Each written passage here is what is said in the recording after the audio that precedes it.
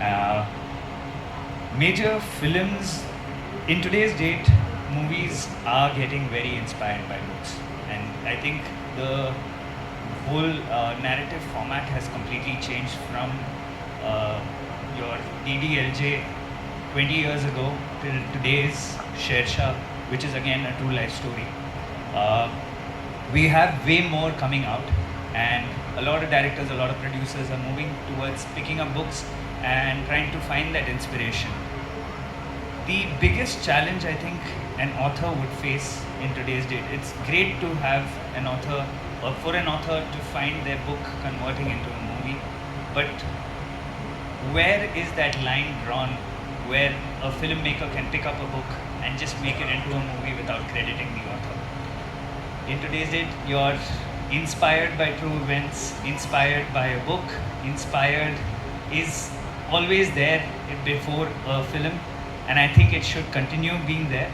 But I think the author should be part of that journey, making that film and reaching the large screen. And it's not just the director who produced that particular film, but it's a journey from that first draft on that piece of paper, which became a book, and then it was taken on to the large screen. That whole journey should be documented, and that whole journey should be appreciated.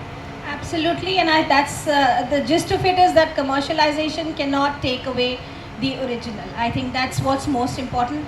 Thank you so much. That also adds a little to lot of people end up reading the book more after sometimes the film is out also. So that also adds to the duality of it, right? There is a very big difference. I'd just like to add a little. I know we are running short on time, but there is a big difference in writing a story and then writing a screenplay based on it. That requires a very technical craft of putting that and writing it into the language of how the cameras and lot of actors will behave into it.